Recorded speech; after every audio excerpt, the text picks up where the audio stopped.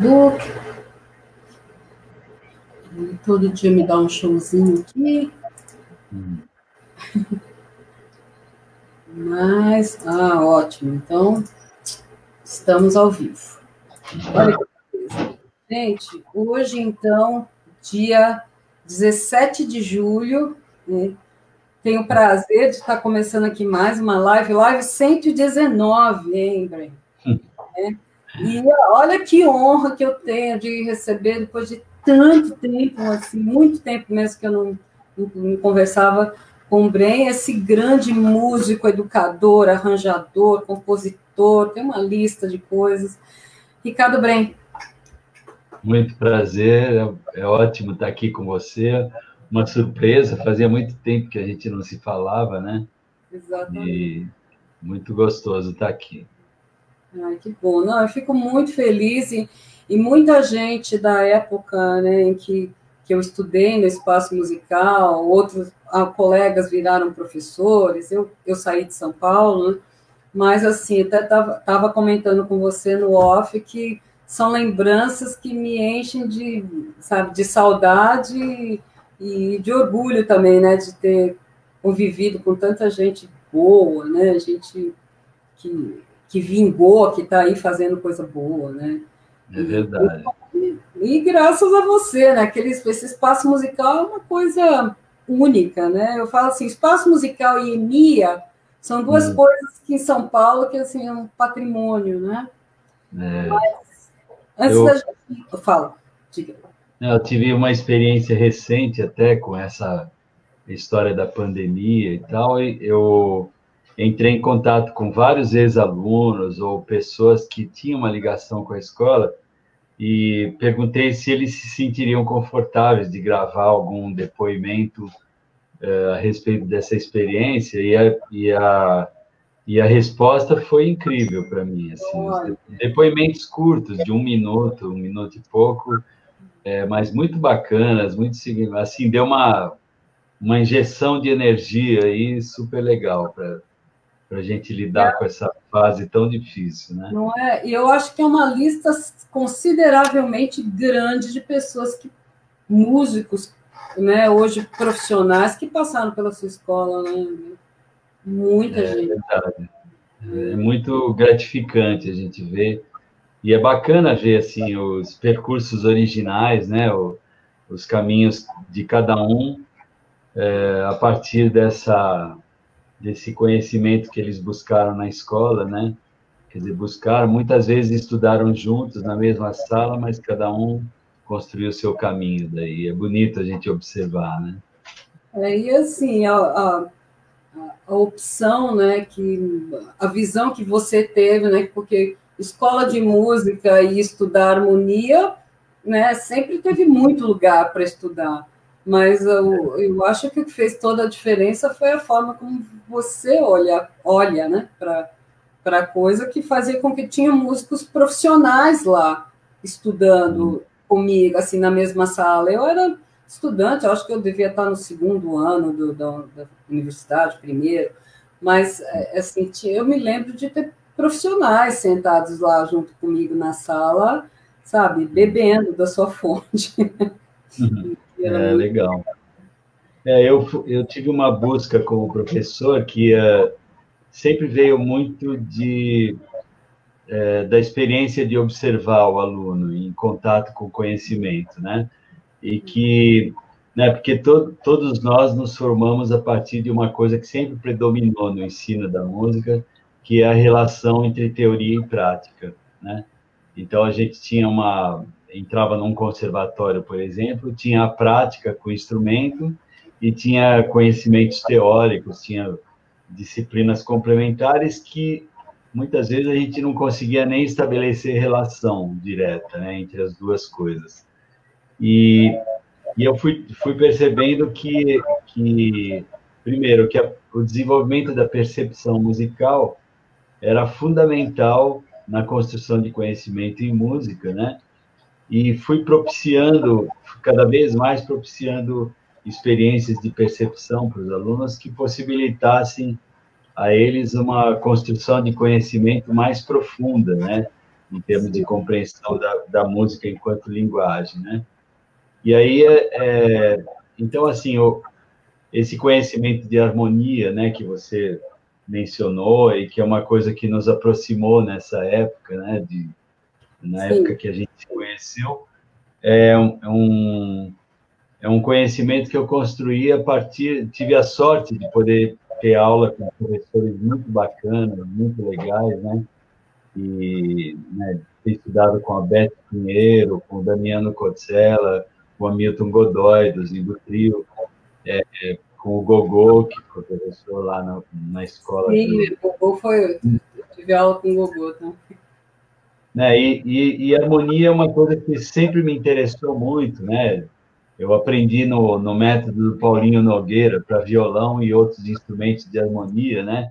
As primeiras aproximações com a harmonia de bossa nova, por exemplo, para mim chegaram por ali, né?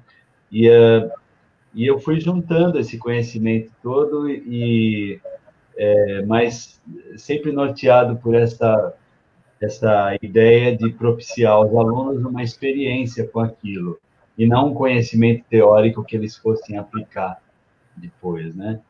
E deu muito certo, né? Quer dizer, eu acho que para muitos deles é legal ouvir de você, por exemplo, assim, o fato de ter sido significativo, né? Para você juntar isso que você pode encontrar no espaço musical com aquilo que você já tinha aprendido, né? Porque a ideia era exatamente essa mesmo, né?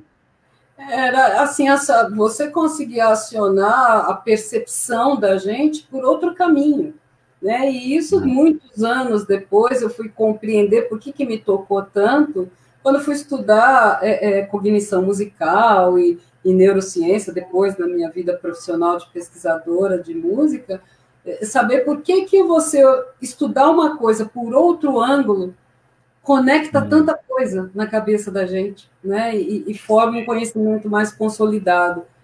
Fora, né, a oportunidade de conviver com músicos tão bons ali no espaço musical. Não, muito bacana. Uma convivência que é impagável, o aprendizado do ambiente, né? Que você está respirando a ideia. Sem dúvida, né? Eu sou eternamente grata. Quando os alunos traziam alguma produção deles, né, que era o que os cursos propunham, né, que eles compusessem, fizessem arranjos, toda vez que isso acontecia, cada um deles trazia uma experiência que já tinha, e eu me enriquecia muito como professor a partir disso, quer dizer, era uma troca muito legal, né? A gente podia compartilhar conhecimento, ressignificar esse conhecimento a partir da experiência que cada um já tinha com a música, né? Foi muito bacana mesmo. E continua sendo bacana até hoje, assim. Ai, que legal. Faz muito tempo que eu não visito o espaço musical. Nossa. Quando eu vou a São Paulo, é uma correria de ir aqui dar aula. Oh, obrigada, com todo prazer. Quem dera poder sentar e assistir uma aula sua de novo, isso é ótimo. Mas, assim, e outra coisa, né, que, assim, eu sempre fui apaixonada pelo seu trabalho no Grupo Rumo, no tempo que você esteve lá, e eu acho que muita gente que nos escuta também foi muito fã que o pessoal da minha geração não teve como, eu estava em São Paulo, principalmente, né, na década de 80, e não tem como não ter ouvido o Rumo, né, e era um trabalho especial, né, era um trabalho muito totalmente autoral, muito, muito diferente de tudo que tinha na época. Para mim foi uma experiência interessante, porque assim, o líder principal do grupo sempre foi o Luiz Tati, né?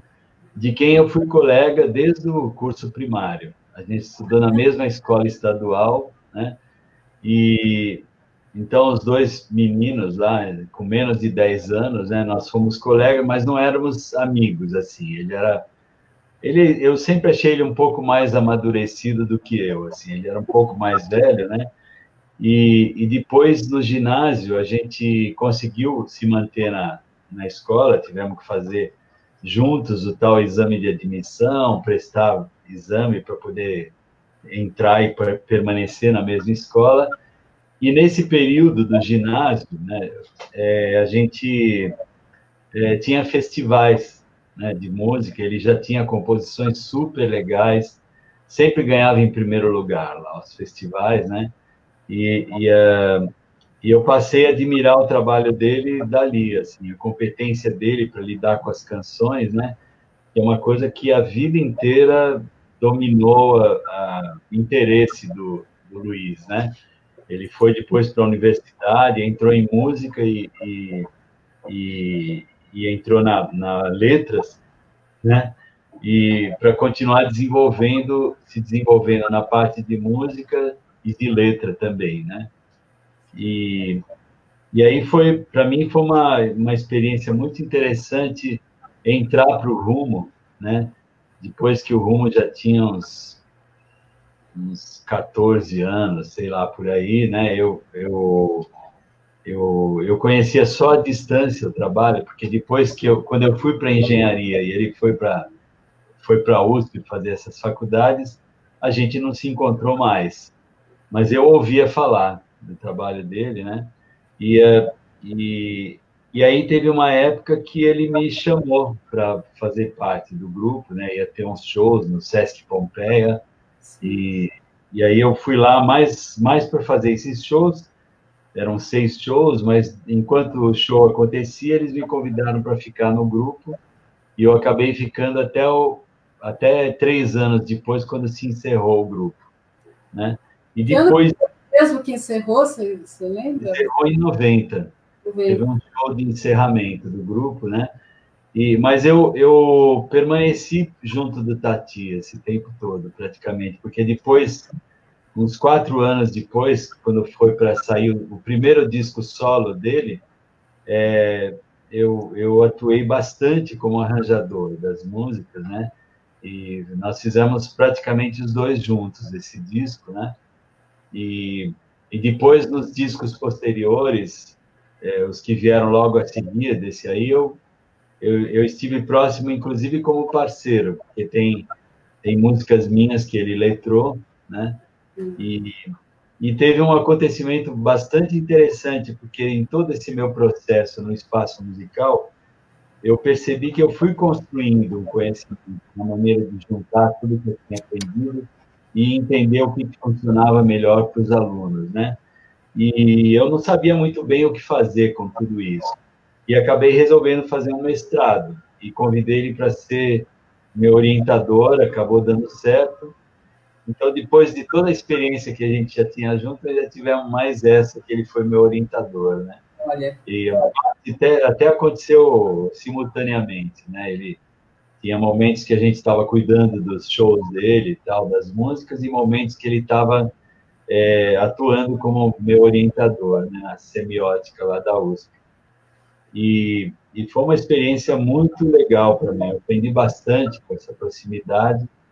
E hoje em dia, quer dizer, há algum tempo eu me afastei do grupo, percebi que não tinha mais sentido para mim essa busca, principalmente com as opções que eu fui fazendo, né, em direção à educação musical.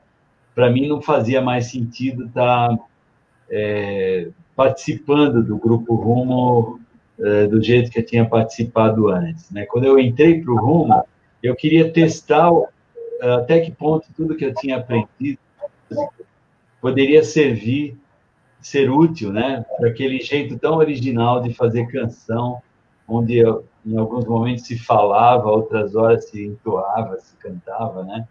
E aí e essa experiência teve começo, meio e fim para mim, né? Depois não percebi que tinha outros interesses como educador passaram a ter primazia assim no meu percurso, né? Mas eu até hoje permaneço muito interessado na canção. Hoje eu dou um curso de composição, que é praticamente um curso de composição de canções no espaço musical, onde eu juntei todo esse conhecimento de percepção, da composição propriamente dita, das canções, de harmonia, as pessoas sempre me procuraram muito para ter aula de harmonia, e eu consegui achar uma maneira de desenvolver esse conhecimento em experiências de composição de canções, né? E, Delícia. e eu então, assim, de 2 anos e meio para cá, mais ou menos, eu estou muito feliz nesse ponto de chegada, né? E então está sendo uma coisa muito bacana, assim, nesse momento, poder, até essa conversa nossa aqui, eu sinto que é algo que dá para relacionar com esse momento de, quer dizer, o nosso reencontro e para mim, os reencontros com os conhecimentos todos, né? E essa tentativa de síntese, né? E que é uma coisa que eu não esperava. Quando o espaço musical mudou de casa, eu olhava o meu trabalho mais como uma continuidade e, na verdade, eu percebo que ele se modificou bastante, né? E, ó, bom, deixa eu só reconhecer quem entrou aí, a Rita Domingues, Edmundo Hora, está sempre com a gente, o Jonas, a Renata Amaral está mandando um beijão, Solange Carlos e Neri Borges, até o Ricardo Bren entrou, olha só. A Lely Skate, e o povo está entrando aí, não sei se eu perdi alguém, mas enfim.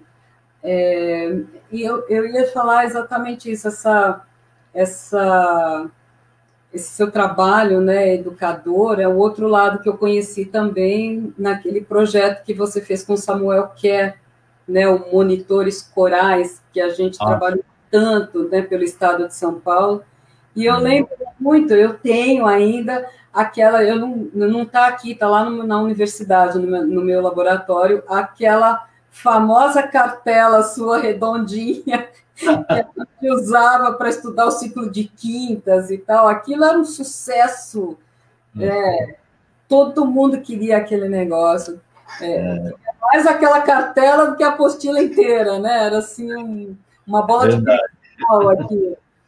Mas aquele projeto foi incrível, né? O Monitores Corais. Que lembrança tem, assim, desse para mim foi uma experiência muito legal. Uma das coisas, a própria possibilidade de estar lado a lado com o Samuel Kerr, que é uma pessoa que eu admiro muito, né? Tenho um respeito incrível pelo trabalho que ele faz, ligado à música coral. Não dá para pensar música coral em São Paulo, no Brasil, sem considerar o nome do Samuel Kerr, né? Então, foi um momento bacana de poder estar com uma pessoa mais experiente do que eu, né? Mas de uma forma complementar, porque ele cuidou da parte de regência e eu tive que cuidar de percepção e harmonia nessa apostila que você falou, e foi a minha primeira experiência, essa de colocar em formato de apostila, ou assim, já querendo me aproximar de um formato de livro, né? Todo esse conhecimento que estava muito mais na prática para mim, né? Eu não tinha o hábito de escrever textos com aquilo lá. Na sala de aula, tudo era mais a experiência de fazer música com aquilo mesmo, né? Foi muito legal. Eu particularmente trabalhei aquilo no coral, no meu trabalho da época de regente coral em São José do Rio Preto, na Unesp, no IBILCES de lá, e também lá no, como chamava? Rio Bonito, Capela do Socorro, né? Lá, depois de lá, né? Naquela época era bem depois do longe, né? Hoje em dia é só longe, né? Antes era assim, depois do longe você vai mais muito, aí você chega lá, né? E eu trabalhei lá com a comunidade usando num dos estágios, né, do Monitores Corais. E chamava Monitores Corais, mas tinha esses dois lados, né, o da regência e do estudo. E a gente tinha aquelas aulas incríveis lá no projeto com você também. Olha só, muita coisa. Bem legal. Foi ótimo, aquilo foi maravilhoso. Mas, então, e aí eu queria te fazer uma pergunta, Bren, que eu tenho feito quase todos os dias aqui. Como é que está a vida nessa quarentena? Como é que você está desenvolvendo, resolvendo essa coisa de ter que ficar fechado? Como é que está seu trabalho? Essa coisa de estar ligado, né, na telinha, digitalmente com as pessoas? Como é que faz? Eu acho que tem lados múltiplos, assim, né? Essa experiência, como eu acho que tem para todo mundo, né? Primeiro que eu, assim, eu uso bastante computador, uso informática, mas menos do que muitos outros músicos que eu conheço, né? Mas eu passei a ter que usar mais, né? Quer dizer, a gente sempre falou no espaço musical a respeito de ter cursos assim à distância, né, de ensinar à distância, mas nunca fizemos nenhum movimento efetivo nessa direção. E agora essa pandemia nos jogou de cabeça na experiência de dar aula online. Quer dizer, não foi uma escolha, foi era a única maneira de dar continuidade ao que a gente fazia, porque as pessoas passaram ou a não fazer aula nenhuma, porque tem gente que se recusou à experiência de ter aula assim, ou então aqueles que toparam, para eles também foi uma novidade, né? Experimentar, ver se dá para aprender com as aulas assim. E para mim, que dava muitas aulas em grupo, eu fiquei muito assustado com a situação, né? Eu conhecia, não tinha o conhecimento dessas plataformas todas que a gente está conhecendo agora, que permitem fazer isso que a gente está fazendo, com mais pessoas, inclusive, né? Eu também não. Né? Pois é, né? É um conhecimento que a gente não escolheu assim, né? Mas teve que entrar, ou você para de fazer seu trabalho, né? E eu estou achando muito bacana a experiência, os alunos eu percebo que estão gostando muito, e estou olhando para isso tudo como... Porque, assim, num primeiro momento, acho que todo mundo pensou, nossa, o que é isso que chegou? Que acabe logo para poder voltar, para tudo poder voltar ao normal. E a gente vai descobrindo que esse normal que a gente imaginava no início não existe mais. O mundo nunca mais voltará a ser o mesmo, né? E eu acho que é bacana a gente poder olhar para essas experiências que a gente está tendo agora, que são as possibilidades de conexão com o que a gente já acreditava antes e fazia, né? Como algo que se soma, né? Quer dizer, se a gente voltar, se a escola voltar a reabrir e a gente voltar a dar aulas presenciais como antes, elas não serão mais como antes, elas vão se somar a essa experiência que a gente está tendo, né? E eu acho, por um lado, assim, muito bacana, né? Quer dizer, a gente não sucumbir a uma experiência desse tipo, né? A gente poder se descobrir que a gente pode realmente se reinventar, né? E dar sentido às coisas que a gente acredita de outra maneira, por outros caminhos, né? Então eu fico bastante dividido. Tem momentos que assim é difícil, a gente tem um sentimento assim que às vezes brota dessa experiência de ficar confinado, de não poder ter um contato mais direto com as pessoas, né? E ao mesmo tempo poder estar tendo essas experiências, acho que tem me ajudado bastante a equilibrar isso e falar, pô, que bacana que isso está podendo acontecer, né? Que está sendo possível acontecer isso aqui. E, então está sendo muito, muito interessante, muito rica a experiência como um todo. Preocupante ainda, porque a gente sabe que a permanência dessa situação pode complicar muito a nossa vida, a vida das outras pessoas que estão ligadas com a gente. Eu me preocupo bastante com a escola, faço reuniões direto com as pessoas da escola e estou muito feliz com a equipe, inclusive estou podendo descobrir a minha equipe de um outro jeito, porque está todo mundo empenhado em fazer dar certo, né?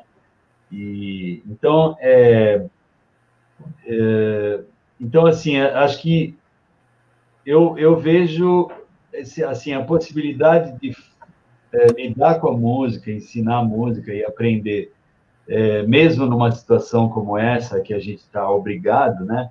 É uma sorte para nós, um privilégio, porque é muito triste ver quantas pessoas estão sendo obrigadas a dar uma guinada, mudar, encerrar suas atividades, porque não tem condição de manter isso na atual situação, né? E sem contar as pessoas que não têm o privilégio que a gente tem de ter uma casa, de ter uma situação financeira que nos permite ficar em casa, né? Ter a opção de... Muita gente não tem a opção e precisa ir trabalhar, né? Sair de casa. Verdade. Não tem essa escolha, né? Não tem essa escolha, é terrível. E é muito triste ver pessoas que têm essa escolha e ainda assim optam por não achar que isso seja sério o suficiente, né? Verdade, sim. Para vocês terem uma ideia, aqui em Goiânia chegamos ao limite, não tem vaga em lugar nenhum, né? Nossa. Tem um colega do programa de pós-graduação aqui da UFG, cujo marido é neurologista, trabalha nos maiores hospitais de neurologia aqui. Ela foi infectada, passou a madrugada inteira no pronto-socorro, porque sequer uma vaga para um quarto. Ele, sendo médico no hospital, não conseguiu. Puxa vida. Então, depois de de passar a madrugada toda no pronto-socorro, finalmente de manhã eles conseguiram uma vaga para um apartamento e ela está no oxigênio. Porque se ela precisasse estar na UTI, não estaria. Então, as pessoas têm que entender, e ela nos mandou uma mensagem, porque como ela está no oxigênio, ela pôde mandar uma mensagem, falou, olha, gente, eu estou aqui, estou no oxigênio, não entendo como eu fui infectada, porque nós em casa tomamos todas as precauções possíveis. Olha só. Falou, fiquem em casa, não sei o que dizer, fiquem em casa. Né? E nesse momento ela está hospitalizada, e eu estou dizendo isso porque não é para apavorar, mas as pessoas têm que entender que isso não é uma brincadeira. Assim, né? Se a gente que é responsável toma todas as... Né? Eu quase tomo banho de álcool em gel se eu preciso sair de casa. Né? Eu procuro não sair, mas essa semana eu tive que ir ali, porque eu fiquei sem celular, tive que sair correndo ali na esquina e voltar. Cada vez que você sai e volta, é uma loucura. Então, você imagina quem tem que sair todos os dias, porque ou vai trabalhar no hospital, ou, né, tem que sair de casa. Então, se você não tem, né, controla o seu tédio de alguma forma. Fazer coisa. Eu acho que o fique em casa continua sendo a mensagem de hoje, né? Eu acho que não... As pessoas não podem ter pressa em relação a isso, tem que ter muito cuidado, e acho que a gente tem que torcer muito para que o mundo possa encontrar mesmo soluções para isso, né? Que é uma coisa seríssima, né?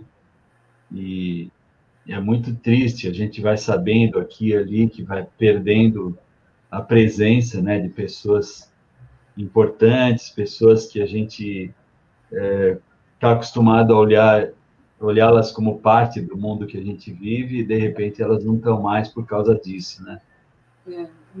Um colega funcionário também perdeu o pai e a mãe num período de menos de 10 dias para o Covid. Puxa. Né? Então a gente está assim, assistindo, está chegando perto, né? Então a gente fica... enfim, o Jonas de Abreu, lá de São Luís, está dizendo, é uma oportunidade de mudar e fazer a diferença de um jeito diferente. Usar os recursos que a gente tem, né? Não é vamos entrar em pânico, né, Bren? Mas vamos nos reinventar, nós não somos artistas. É verdade. Tomara que a gente possa trazer, se inspirar no nosso mundo, da nossa atividade aí, poder achar cada vez mais formas de contribuir, né? Para as pessoas poderem terem experiências significativas que ajudem, né, a atravessar esse momento tão difícil, né? E talvez registrar, né? Acho que é um momento como nunca que a gente vai precisar, cada um no seu ponto de vista, registrar, né? Eu acho que é interessante essas lives aqui, que elas ficam salvas, e eu nem tinha dado conta disso, mas as pessoas têm dito, olha, né, como hoje mesmo a Estela falou, né, é um registro de como a gente estava se sentindo nesse momento. Né? Se a gente tivesse um registro assim do que aconteceu lá no momento da febre espanhola, né, para saber o que começaram, não tinha internet, É verdade, nossa senhora. não tinha televisão, eu não sei o que eles fizeram para ficar confinados sem Ah, nenhum desses recursos que a gente usa hoje. é, Para a gente valorizar, né, isso aí que a gente tem. Mas que é, quando a internet não funciona como a gente quer, a gente tem vontade de quebrar tudo também, né? é verdade. É, Porque esse é um outro conflito, né, Bem? A gente não quer ser especialista de informática. A gente só é, quer usar o equipamento, né? é verdade. É. E, hoje em dia, a gente não está, né, 100% apto a simplesmente usar. A gente tem que estudar um A gente, pouquinho, né? Algumas a, coisas. a gente torce cada vez mais para estar cada vez mais na era do computador e não dos problemas de computador, né? Não é? Eu também acho. Eu já falei, se eu tiver que assistir mais um tutorial por semana, eu tenho um troço, né? Eu não aguento mais assistir tutorial. É verdade. Então, já começar a fazer assim, o tutorial de como fazer um tutorial, né? É, Mas, nossa, né? Mas é inevitável, sabe, na minha experiência, que com essa coisa de fazer live e aprender novos aplicativos, que a moçadinha de 15, 16 anos é quem domina os tutoriais de todos os problemas que eu tenho, né? é Você vai lá e verdade. fala, estou com um problema de áudio assim, assado. E tem lá, os primeiros 5 que aparecem não tem mais que 15 anos. É, Então, é. né? A Aí você... gente está tendo uma experiência bacana na escola, porque a gente, a gente tradicionalmente faz projetos nos finais de semestre para os alunos tocarem, né? E para todos os alunos poderem tocar, se apresentar e tal. Esse ano, com essa situação, esse projeto que a gente costumava chamar de SAGA, né? Semana de Apresentações, Gravações e Aulas Abertas, não foi possível. Mas a gente inventou um outro projeto que chama Em Casa, que é Espaço Musical em Casa, né? E aí assim, os alunos estão gravando em casa, nas suas casas, nos seus quartos, né? Estão gravando as suas interpretações e estão enviando, e assim, com uma competência incrível, os adolescentes, né? Fazendo vídeos super bacanas e tal. E agora a gente está montando programas para começar a apresentar. O primeiro a gente, inclusive, vai lançar amanhã, às 8 da noite, né? E, e, e isso está sendo uma das experiências. Você perguntou, né, como é que está sendo se virar na pandemia, né? Esse é um resultado bacana, assim, poder das aulas. A gente tem anunciado que está dando aulas online e fazer um projeto como esse que não nos deixa engessados, né? Não dá para fazer a saga, mas dá para fazer o em casa, né? Nossa, maravilha, que coisa boa. Olha, deixa eu só reconhecer aí que entrou, bom, Marcos Machado, meu colega contrabaixista, Fernando Barba, Renato Capoli, Puxa, Fernando Barba, querido. Barba queridíssimo, Bruno Quirino, Almir Zani, meu queridíssimo, Oh, a Milka também, que bacana. coisa Muito boa, legal. né? É uma É, delícia isso aqui, viu? Só gente boa. é isso aí. Então, ó, a gente está aí chegando nos 35 minutos, é aquela hora do por quê? Acabou e tal. Né? Vai ser todo dia, tem 30 minutos, que agora nunca mais são 30, né? 35, 38. É verdade. Assim, tão bom reencontrar você, Bre. Eu ficaria conversando aqui muito tempo, assim, O muito item, viu, Sônia? Muito legal. Eu te agradeço muito por achar um tempinho aí. Eu sei que a gente está em casa, mas está trabalhando loucamente. Muito, loucamente. É A isso partir mesmo. de hoje, eu tenho 15 dias de férias na universidade. Então, agora eu Oh, vou arrumar tempo para sair do computador e para a cozinha, para o quarto. isso. Férias, Férias agora é isso, né? eu vou maratonar alguma série, alguma coisa assim. Né? O máximo Legal. para fazer. Mas a gente fica em super contato aqui. A hora que quiser voltar aqui conversar com a gente, porque eu não tenho notícia dessa quarentena acabar, né? Então, eu estou aqui todo dia, 15 horas. A hora que você quiser, tiver algum projeto, se quiser contar aqui, só falar. Legal. A gente faz bacana. o Brem parte 2. Legal, muito obrigado, viu, Sônia? Boa sorte para você com o programa aí, parabéns pela iniciativa e vida longa a esse... Vida longa a todos nós. Então, eu queria fazer uma propaganda aqui, gente. Hoje à noite, às 19 horas, eu estou participando de uma mesa lá num congresso da USP, Orquestra Sinfônica da USP, que é da inclusão de negros na música sinfônica. Então, eu vou estar lá com outros 3 colegas na mesa, às 19 horas, né, no YouTube/USP. Tá? Então, quem tiver interessado, vai ser a segunda parte dessa mesa, é um assunto importante, né? A gente discutir aí o racismo e a inclusão social. Então, fica aí o convite. Né? E amanhã, às 15 horas, estamos aqui com compositores Tércio Maquescu. Bacana. Tá bom? Então, ó, super beijo para todo mundo, fica em casa, álcool em gel, máscara, aquelas coisas. Isso mesmo.